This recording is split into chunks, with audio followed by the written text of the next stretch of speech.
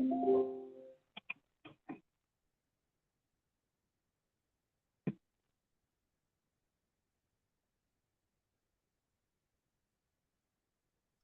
everyone. We're just going to give it another 30 seconds or so. I see a lot of you are still joining, and then we'll get started.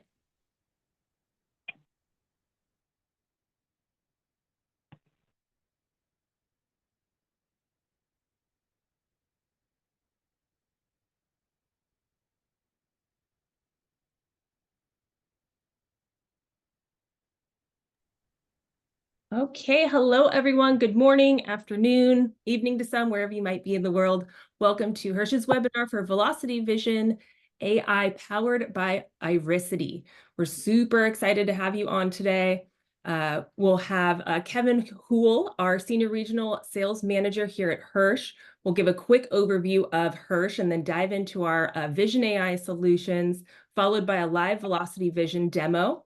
And then we have Asaf and Hobby with Irisity, who will give a live demo of Vision AI, where you'll be able to see it all in action. We'll then finish it up with a Q&A session, and in preparation for that, I would like to invite you to please ask your questions as they arise throughout the presentation by simply typing your question into the Q&A panel, and we will address each of those questions at the end. And with that, Kevin, I'm going to hand it over to you. All right, thank you.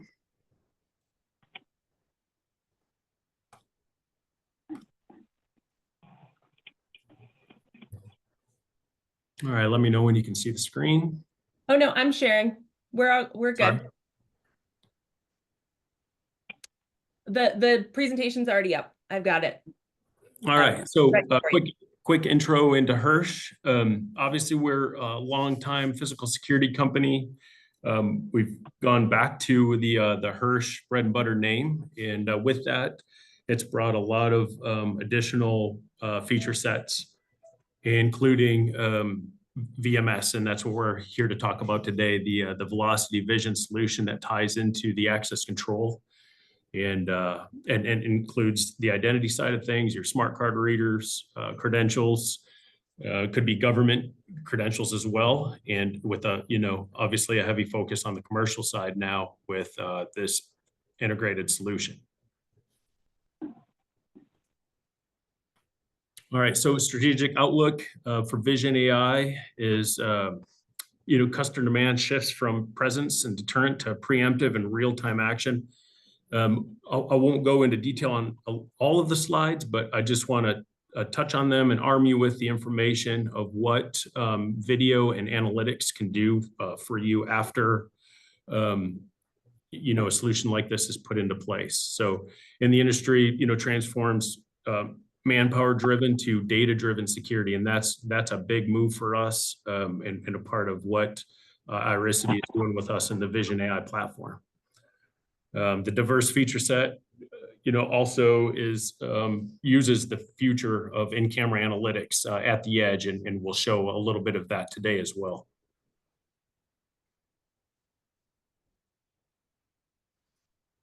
Real-time detections, video investigations, business intelligence. These are some of the parts of the analytics and the management system in Vision and Vision AI. So the idea is to transform your security infrastructure. We can do kind of a single pane of glass for monitoring everything, and so we're kind of getting rid of that passive monitoring or jumping across from access control timed events to matching that up in your video, bringing it all into that single pane, doing perimeter protection, smoke and fire detection, object tracking, and obviously not limited to this as it grows, but anomaly detection and slip and fall, crowd analysis, forensics, searches, business intelligence. We have traffic monitoring. So a very comprehensive coverage of all the capabilities within Vision AI right now.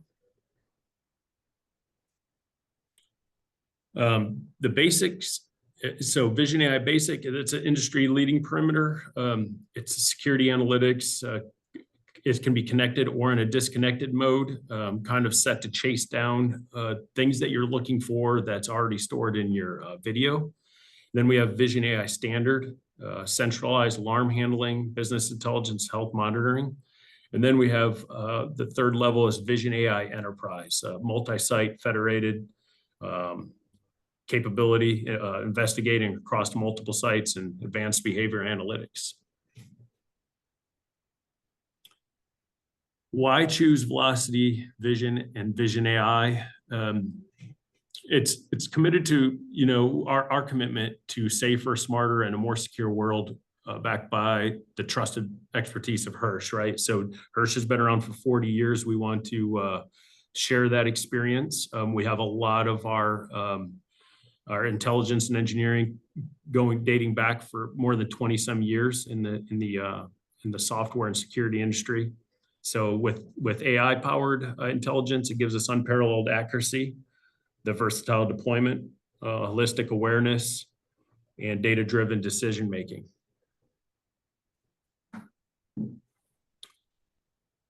Our hybrid IoT architecture, so the efficiency and power of what we can do, either at the edge with the cameras or with Vision AI Edge, push into the Vision AI core, allows us to capture information from all the different cameras, and it's CPU based video processing, so we can dial that in and make that very efficient. We have advanced AI, so deep learning inference, and some high quality real-time analytics and investigation we'll be able to show today. One platform, many locations, unlimited cameras, right? So we are, like Hirsch, Vision is an enterprise system. The AI also allows for that enterprise or federated architecture, and reaching across, the unlimited number of cameras you may have. And it is a la carte, so you get to pick. It can be cloud hosted or on premise. So it just depends on your situation and the solution you need. Couple of the specifics that we cover, first of all, is intrusion detection, and obviously there's a slide for each of these, and I won't go into all the details of them, but some of the major categories we get requested for. Crowd management. This has been a lot more common, especially with the cities and universities. Anonymization. So this is kind of de-identifying. This has been big in health. We've had some requests for that.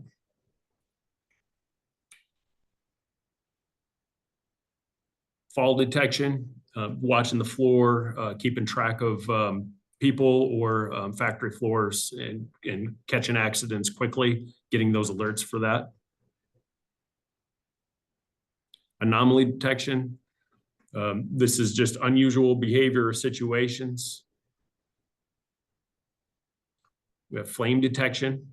And so this is like at the moment, this may pick up, stuff that's happening before a sensor grabs it, or if you don't have sensors in place yet, maybe an option to that.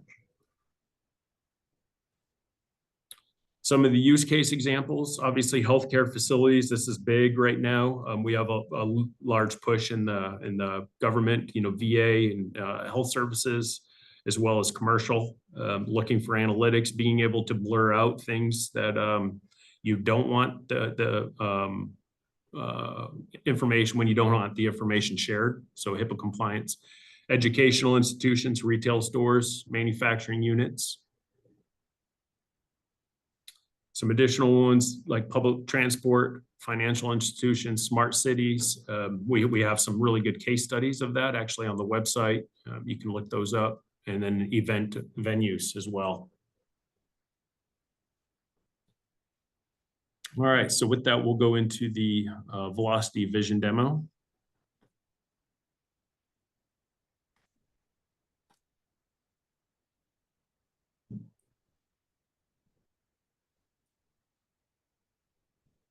All right.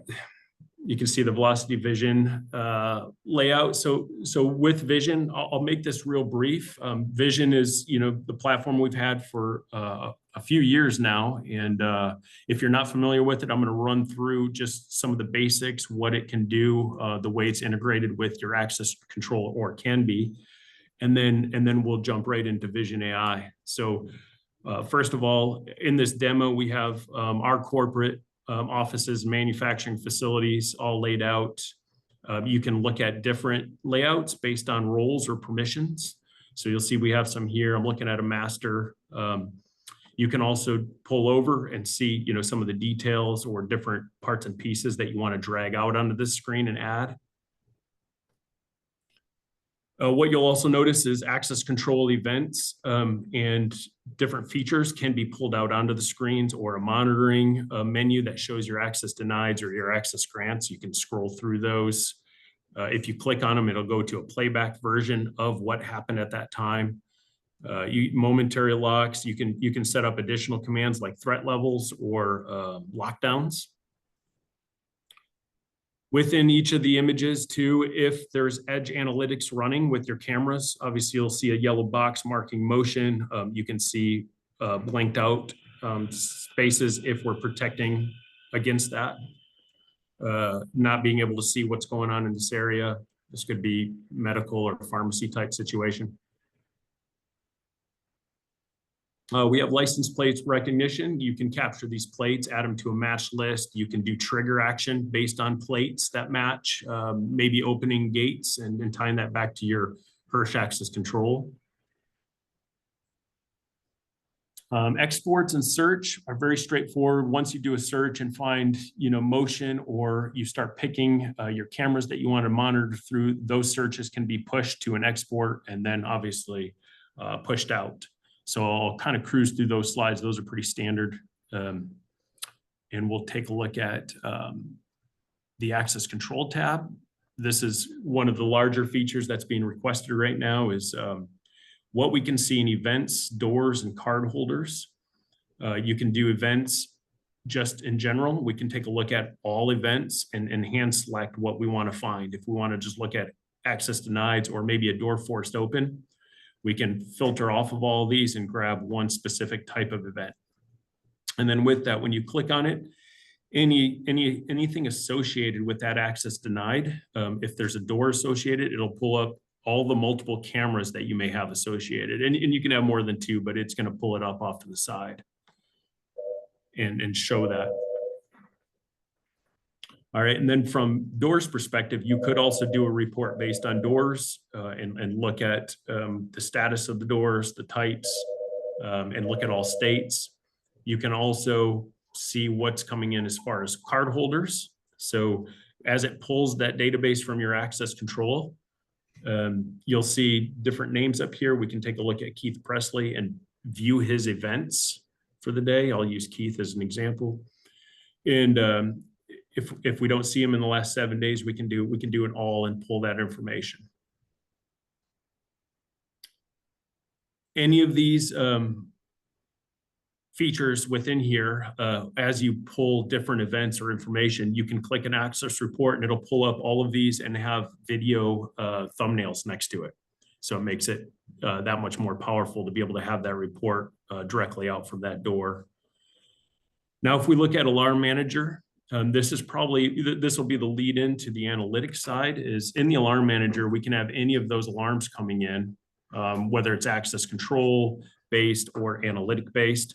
But what you'll see is as a person moves in a frame, it'll grab that Vision AI event, right? So outside front lobby captures motion. And then as you select each one of these Vision AI events using your analytics and the rules therein, it'll pull that information.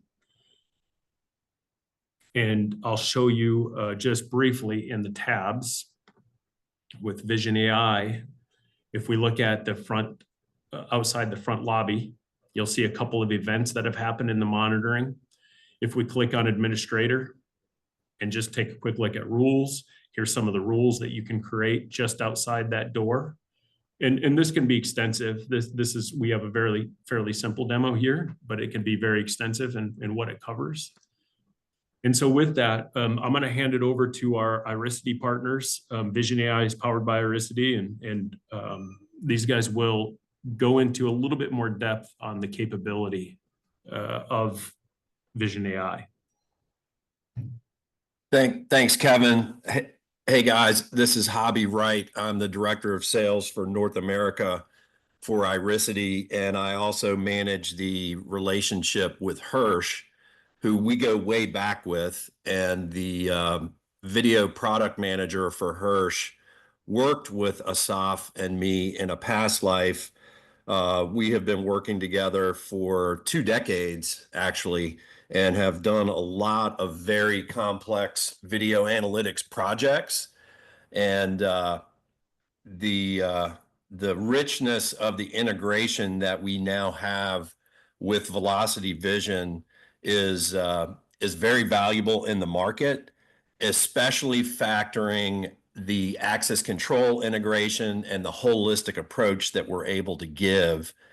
Everything that Irisity offers is available to Hirsch.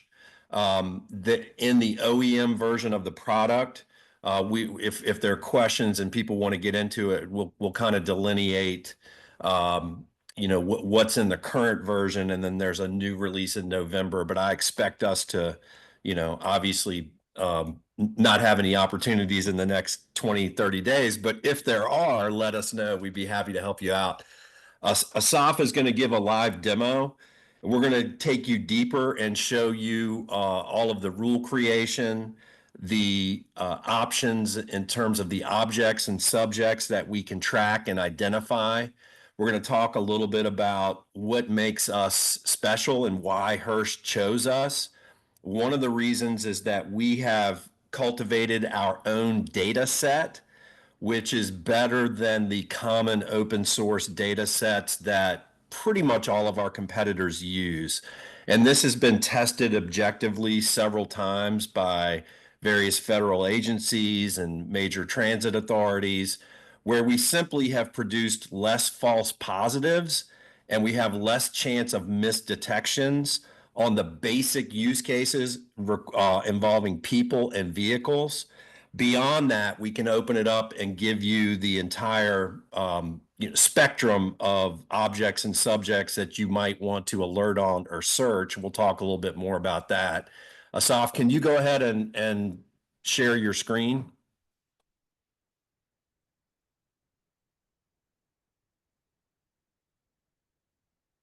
But that's kind of our secret sauce, is that we've been doing this for 20 years.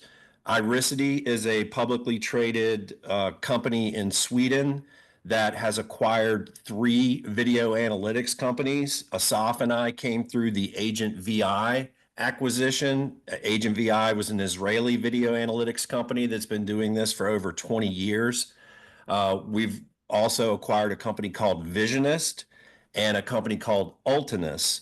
And what we really have today is, we believe we can prove it, uh, the most comprehensive suite of video analytics, video AI in the market today, to include generative AI with free text driven search queries and rule creation, which we'll also show you. That's kind of the latest thing that's really taking off in the market, but we already have it. It's not something that's in the roadmap. It's something that we're doing today.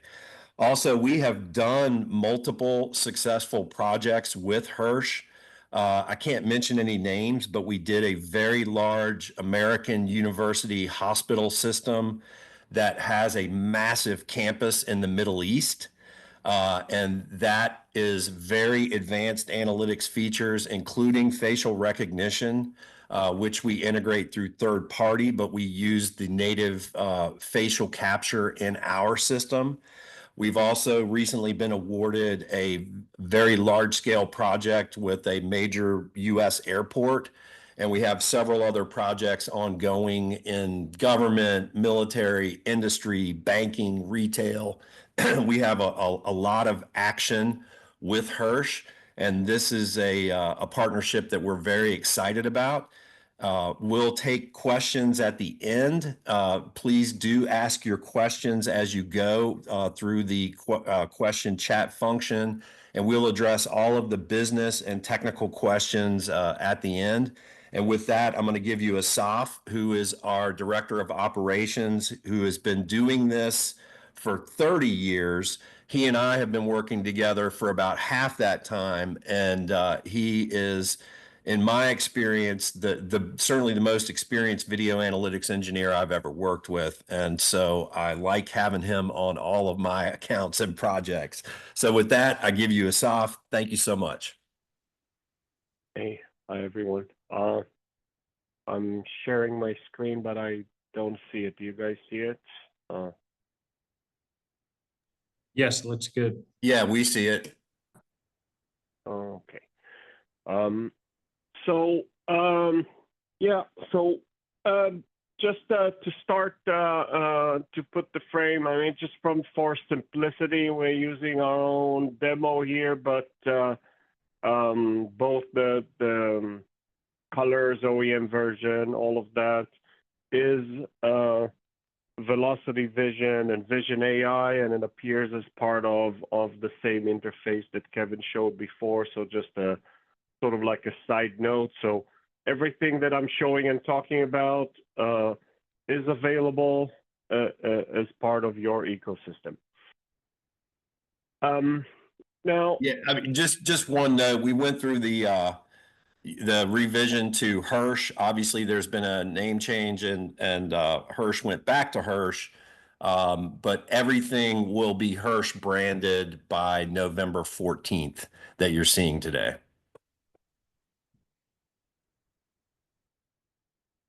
so video analytics, the basic, and by the way, some of the stuff that I'm gonna mention is already mentioned in some way, so I apologize. Video analytics, in general, the concept is to look at the video, analyze what's happening, and make the video more actionable based on things that are happening and events specifically tailored to what you or your customers are looking for, rather than just continuously recording video and then going back and looking at stuff or events that come from other places. For many years, video analytics was just pixel based. We were looking at blogs, at blobs, at pixels, and basically trying to figure out, so that cluster of pixel may be a person or maybe a vehicle or maybe just a tree or a spider walking on the camera. And that really made that solution quite unscalable. And then we introduced AI to the video analytics about a decade ago. I'm not really sure that we were the first one, but I think we were among the first that did that. The AI works in a different manner than the pixel-based. We feed images of what a person looks like, or what a vehicle looks like, or what a bicycle looks like, and we fit it into an AI model that creates a sense of understanding what a human being looks like. And rather than looking at the pixel and trying to figure if the blob is a person in the right place, it actually compares that to what it knows to be a person. In more recent months, I would say, we have adopted even a newer version of the AI. So now it used to be that the AI needed a couple of hundreds of pictures of a person, let's say, to recognize that that is a person. Today, we need 3. So you can come in and you can say, oh, here is, I don't know, a FedEx box, and you give me 3 pictures of that FedEx box, and we can create a model of a FedEx box based on that. And that goes for a lot of things. So that makes the AI much more efficient. Now, the result of the AI with the video analytics is giving us a couple of different advantages. The first advantage that some of you may encounter is the simplicity of how the system is set up. It used to be that every setup would require calibration and settings and all kind of thresholds and really a lot of very specific things. They were specific to each system, and this was just made to allow the blob to be recognized better. But with the AI, there are really no settings as far as the analytics. You plug in your video source and how many seconds between each alerts. There is no calibration. There is no filters. All of that is gone. The second part is that the analytics can now classify things in a little more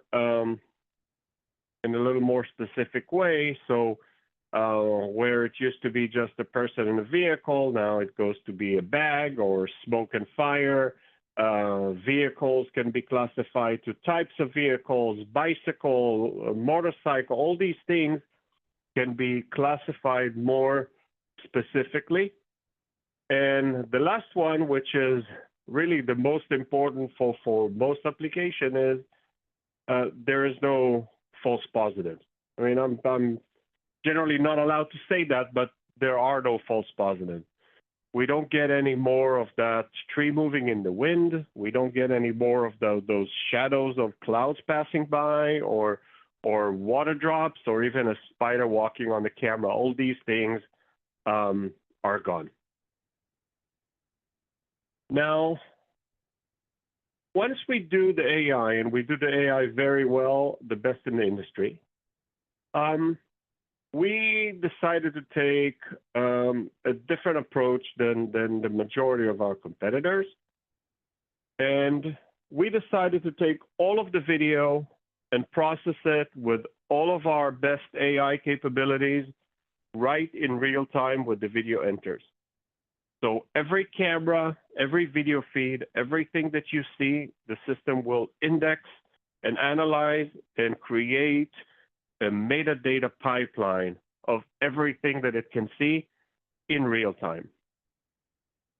That pipeline is starting from the moment you power up the camera until now, and goes on continuously. And the way you analyze that or dissect that pipeline really determines the type of analytics that you want to use. So we analyze or dissect that pipeline in few different locations. The first location that we do is right when it's created, and that will give you the real-time rules. So in the real-time rules, that would be the things like somebody crossing a line, loitering, vehicle stopped, smoke and fire, weapon detection. These are just a couple of the examples that I can give you.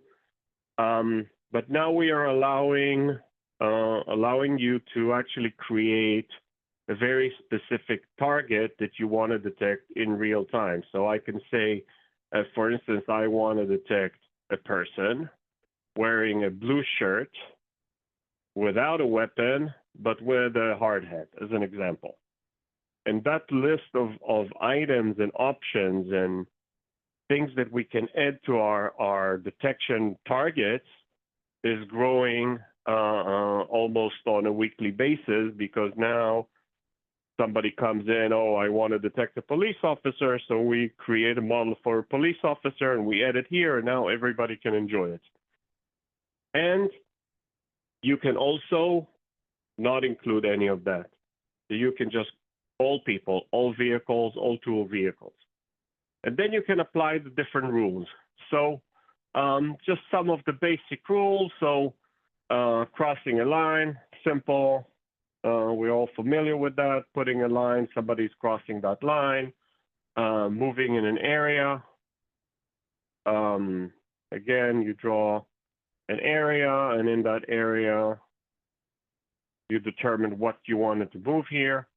Other simple things, we have smoke and fire. We have stopped vehicle. So a stopped vehicle can go up to, I think now, what do they say now here? It's up to 60 minutes. So it's up to an hour of a stopped vehicle, even in a very dense traffic. So Even if you're looking at an environment like Times Square or a busy street, we can still catch and lock on a vehicle stopped there for upwards of an hour. Other things, unattended objects, again, works in a good crowded environment now. We have different sensitivities and all of that. So these are just some of the basic rules that we can do in the real time. The second place where we dissect that pipeline of metadata is right after the data is created, but also in compared to normal patterns of movement. So we study that pipeline, and we see all the people that move and how they move and all the vehicles and how they stopped and all of that. And then we can create a situation where we know if a person is running in an area where people are usually walking, that is unusual. So we can create those alerts as they happen. These alerts happen in real time, but they are tied to the history of what happened. Stopped vehicle on the weekend. We know that usually on the weekend there are no stopped vehicle in front of this building, and then suddenly somebody is. This is a catch-all kind of a rule that detects all these things. You can either use it or not use it, and you can determine really how many alerts per day do you want of that type of a rule. The third spot in which we dissect the video is from the past to the present. So we have the ability to go in and conduct forensic search over a specific environment and look into the metadata. So again, this is not taking a portion of the video and sending it to the algorithm and saying, oh, give me that portion of video. We can do that, but that is a separate part of the product. But we take the metadata that we collected already in real time, and we dissect it and look for things that happened in the past. And in that environment, I can also define.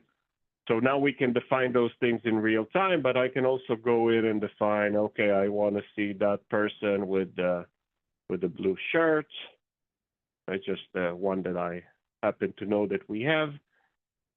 And then we can go in from here and look at all kind of different things about all the people that were wearing blue shirts, as an example. Or the same goes for the red cars or bicycle that have two people, like riding around them. And we can go in and we can now either look at how they were traveling around. We can look for targets that are similar in that same environment. We can look at more details. Oh, now let's look at a person wearing a blue shirt, but he was walking next to someone else. So I can click on this one, and I can do search for similar. And then I can go in and I can expand my search to all of my cameras and choose which cameras I want, and I can run the same search. Or I can go and I can choose to look at the path in which that person was walking, and then choose a specific path. This takes a couple more seconds to analyze and produce, but it gives you a lot of insight on really what the system is doing and what's going on in your perimeter. And then you can go in and you can say, oh, I see all these lines. These are normal people walking around here, but like this is unusual. And then you can go on that, and we'll give you that. Now, keep in mind that these results are only focused on the people with blue shirts. So it's not all the people that are moving. This is just the results of what you're looking for. And here is the person with the blue shirt that was walking from here to here, and that is what I was looking for, and that is the target that I was waiting for. The fourth location in which we can dissect the pipeline is with our insights. So our insights let us put in cues in which we count, let's say, vehicle or people going in and out of buildings and different cameras.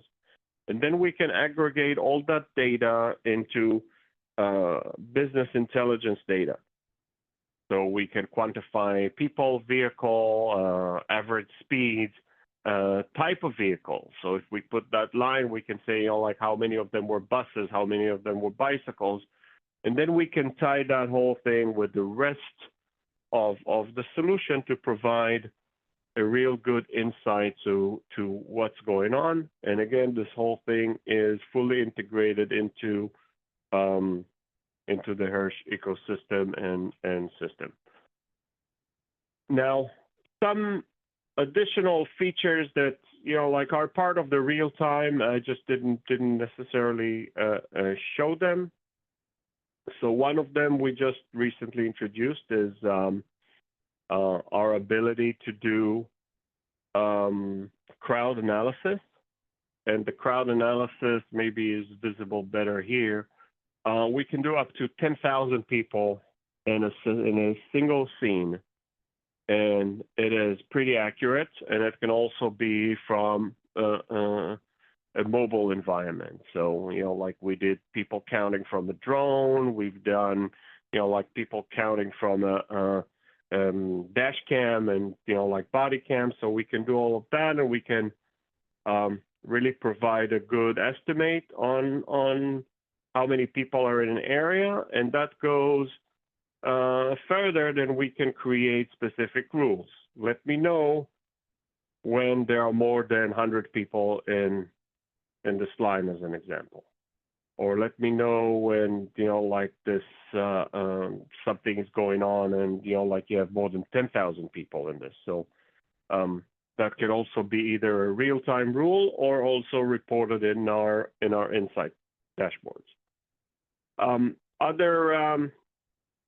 Other interesting things. So we have the object left behind, as I mentioned. We can do a really good object left behind detection in crowded environments.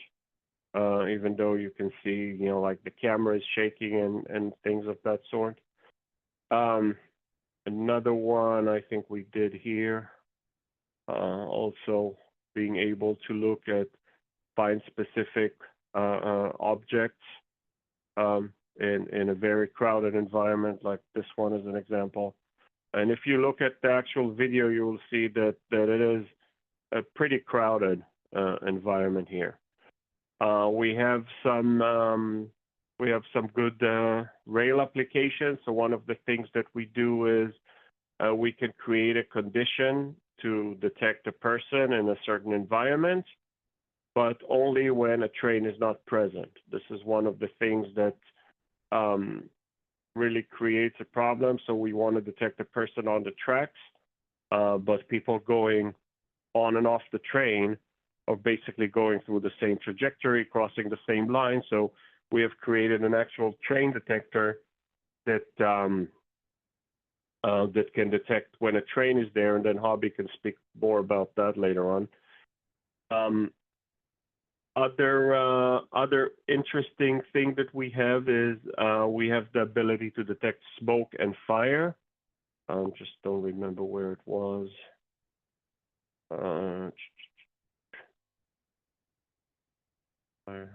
It was here somewhere. Okay, so we have one of them, which is in this gas station. There was another one in a residential area. We can detect both smoke and fire, each individually or just as a whole. We have the ability to do personal protection equipment, hard hat, vest. We can do it either as a generic hard hat vest kind of a thing, or we can customize that to be specific to an environment. So if there is a special color of a hard hat or a vest, we are now doing harnessed connection. So there is a company that was looking for to know when employee is harnessed. So that's something more specific, but it falls into the same category as PPE. And the last, or almost the last thing that I'm going to mention is we now recently added weapon detection. So as long as the weapon is visible, we can detect a variety of weapons. And in addition to all of that, we have slip and fall capability, so we can detect somebody falling and lying down. And then we can also create anonymized video, so we can pixelate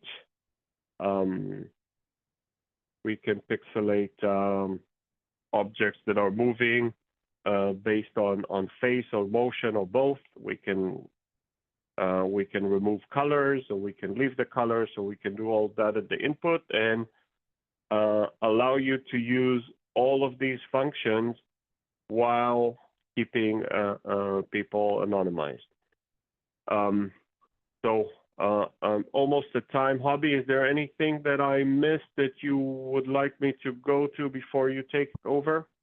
Yeah, let's show some of the generative AI. And I'll just make a point. So right now, this is a standalone product, but we are in the process of baking the capability into the Vision AI product. It probably would be Q1 before that is available. But if there is a need for it, Hirsch can sell you the standalone product. And so we could talk about that on a case-by-case basis. But we really want to show you that this is the future. This is where we're going. And again, we're marrying this with the platform that we've already shown you, where we can do Chat GPT style text query and using a vision language model or a large language model with a vision model.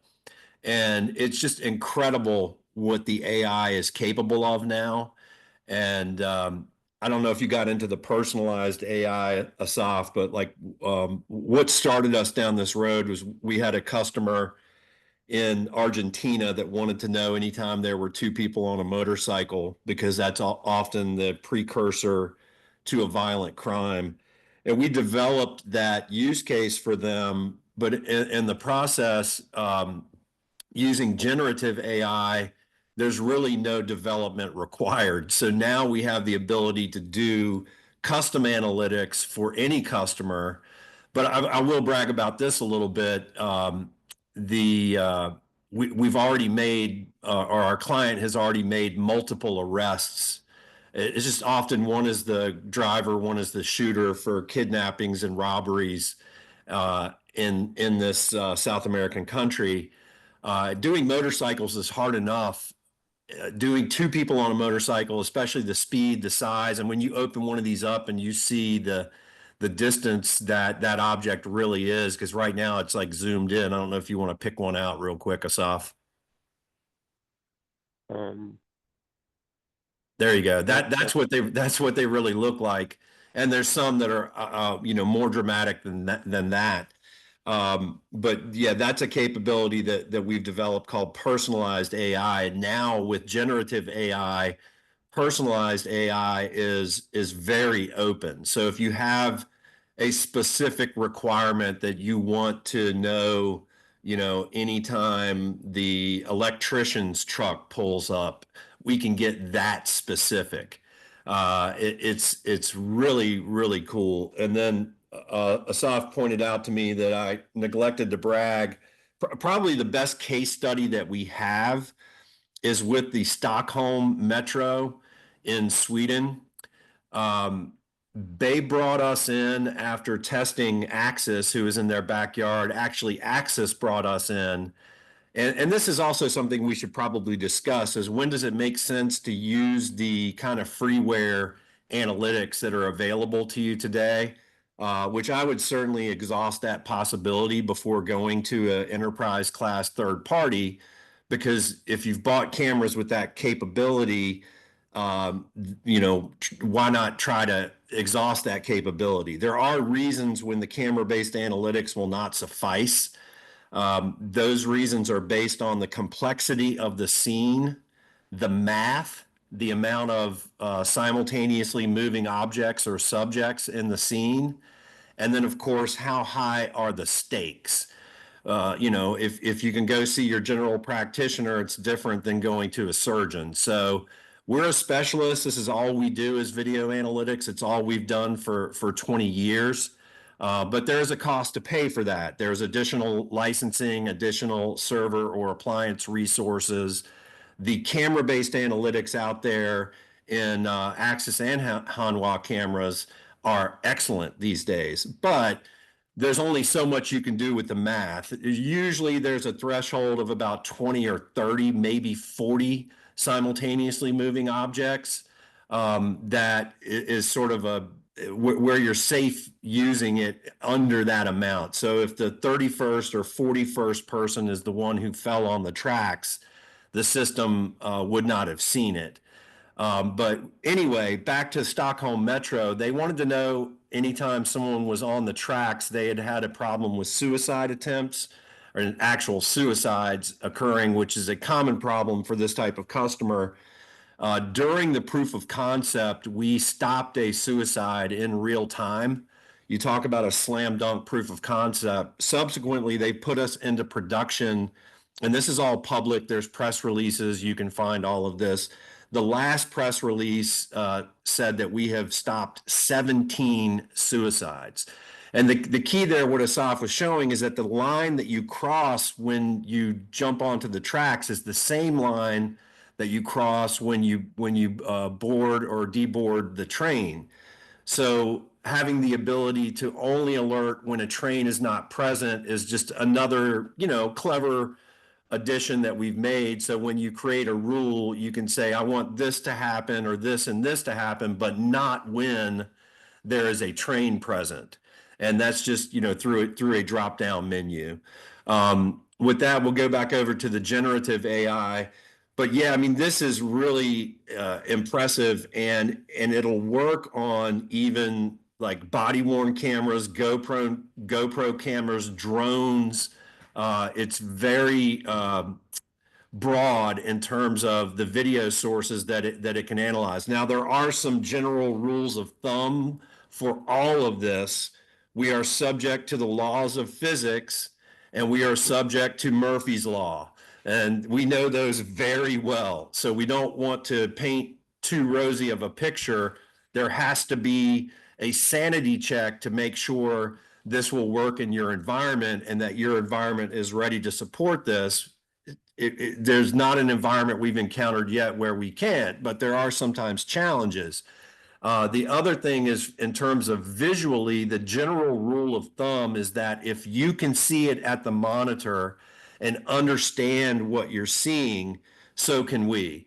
If you can't, if the image, if there's occlusion or blocking, or there's not adequate light or background or contrast, then there are limits to this. But as you saw a pretty comprehensive demo from Asaf, we cover a lot of common use cases very, very accurately.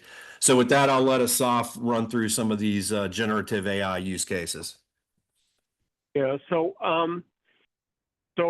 in addition to everything that I showed you, we have the ability to do both on real time and forensic, like clips. We can actually do more specific things. And just with respect to the time, I'll show it in a more precise way. Cell phone was here somewhere. Hold on.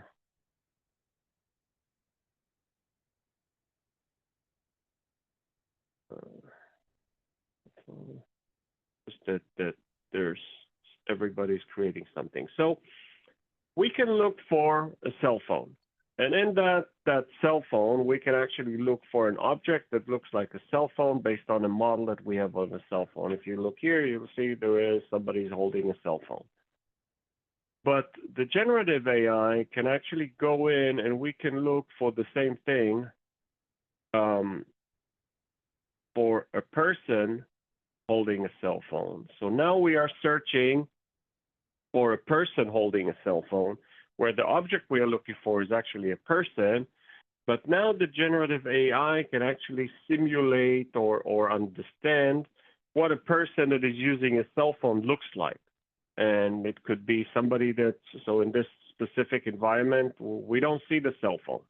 But we know that if we look at it with our own eyes, we would probably guess that that person is using a cell phone right now. So that's how advanced the AI can get. And it can go even further. Just touch some specific examples here. Graffiti. So the system knows how to identify graffiti in text, but it can also detect numbers on walls. Other things also interesting. So we did a FedEx vehicle search. So the system went in and looked for a FedEx vehicle, and it does that not based on a model of a FedEx vehicle. That's again the generative text-based search. So it found 5 images of a FedEx vehicle, of 4, I think, maybe 5, yeah. But we asked it, show me 10. So what it did, it understood FedEx vehicle, delivery, mail. So it went as far as recognizing a USPS truck. And you may say, like that is not what I was looking for. And true, but the first 5 results were exactly what we were looking for. But then it filled up what it thinks might be of interest to you. But I can go in and I can phrase it the same way like we do with ChatGPT, and I can say, show me only FedEx vehicle, and then it will omit those things. Other things that we did, like they were interesting. We did, so we have the clip that I showed you earlier with in Times Square.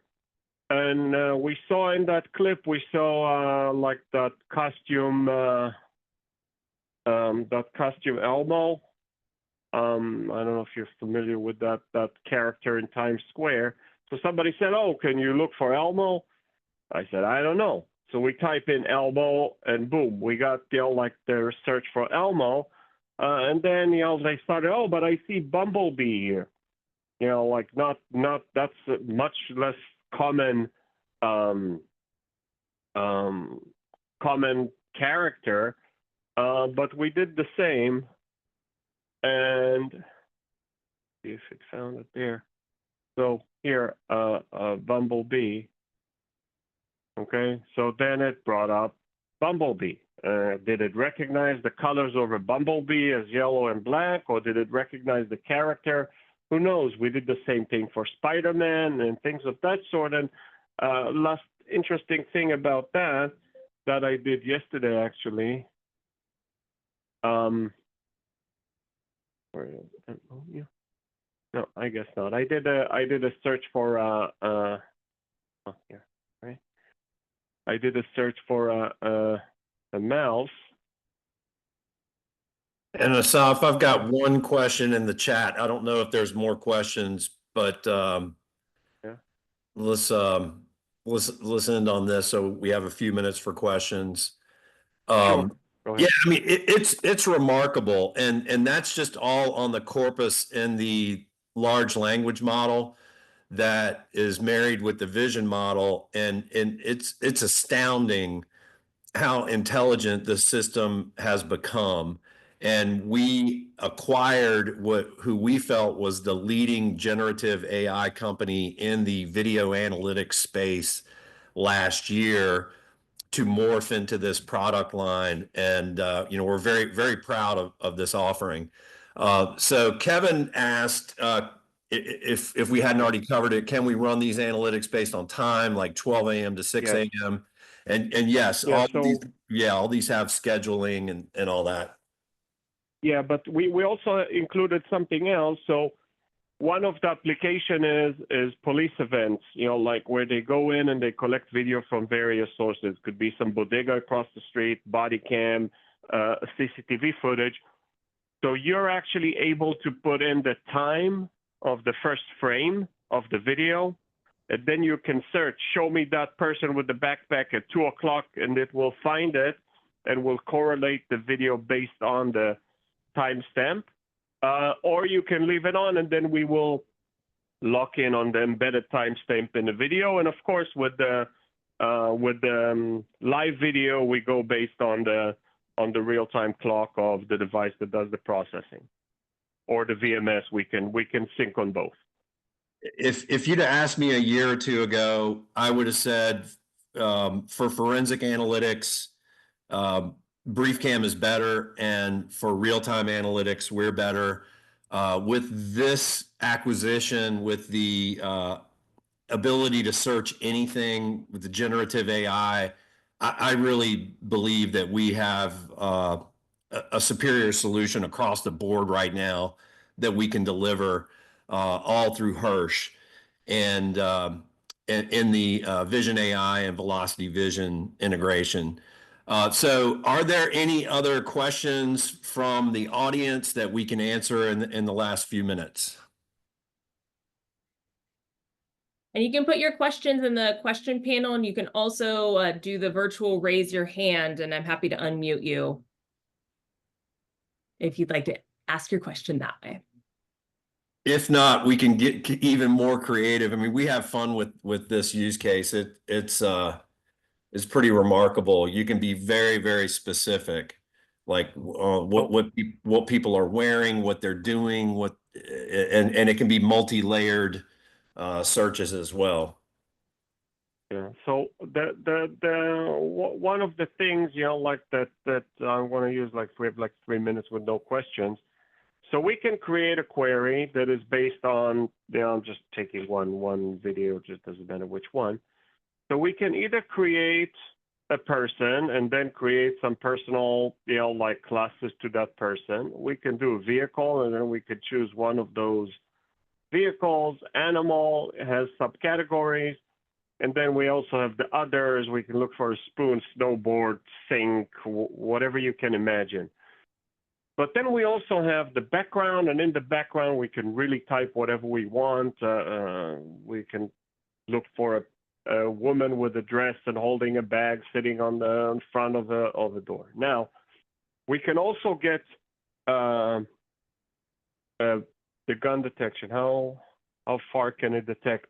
That's a loaded question. Generally, we're looking for, the last I heard was 35 pixels. But it really depends how visible it is, lighting conditions. Is it moving? Is it moving fast? That's 35 pixels height, I believe. Yeah, and the rule of thumb is what Hobby mentioned. Generally speaking, and I'm being very general, if a person, so you need to think of those AI agents as a person sitting in front of that screen, and all they're looking for is a gun. If a person sitting in front of that screen, looking at a single camera, looking for a gun, is able to identify the gun, the AI most likely will do it better. And of course, consistently, they don't need a break. They don't need to look at other cameras. They don't need to do anything. And they can just do it consistently. And that is really the idea. Well, it looks like we're about time to wrap up unless there are any more questions. We'll give it another 30 seconds or so here. See if anyone has any last minute questions. And I'll put Kevin's contact information here up on the screen. If you have any follow-up questions, you can reach out to Kevin or Aaron. We will be sending out a post-webinar email, so there'll be some contact information in there as well. We'll have the recording in case you want to watch it again or have someone you want to share it with. It looks like that might do it for the questions, and we're just at the hour, so we'll go ahead and close it up here. Thank you so much, everyone, for joining us. And thank you, Hobby, and Kevin and Asaf for joining us. Everyone have a fantastic day. Thank you. Thank all for you, joining. Ryan. Thank you, Kevin. Bye, everyone. Bye.